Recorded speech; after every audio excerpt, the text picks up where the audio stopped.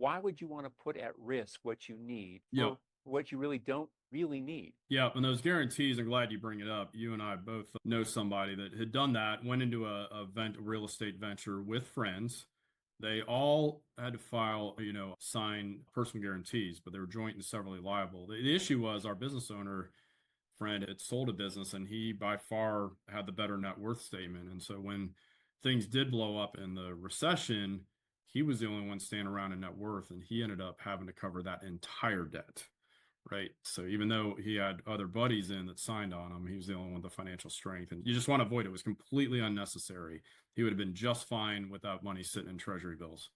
And I know for me, there was a time where it felt like gratifying for my ego. I was in my 30s and I felt, look how special I am. I've got a balance sheet and liquidity that makes me tempting for a bank to lend money to. And oh, you want me to come on as a guarantor? Sure. What am I going to get paid? When where there are some risks that just they don't warrant at any real price point with that part. And Yep. putting a section of your wealth at risk for a reasonable return or a great return, no problem.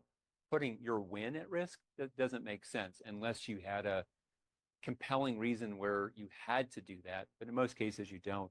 Let's talk about Right. ignorance, Kevin. So one thing I really admire about you, we've developed this friendship over the last 15 years now, and one of the things I watch you do is you have a real discipline about this process of monthly looking at your financial life outside the business and then making good monthly, quarterly, and annual decisions financially. But the average business owner doesn't do that. They do it in their business. If they're really successful and they've got a company that's earning, $1 million, $5 million of profit or more, they're doing this in the company.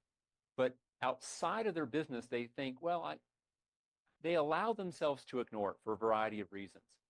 What advice would you have for them, the people that are ignoring it?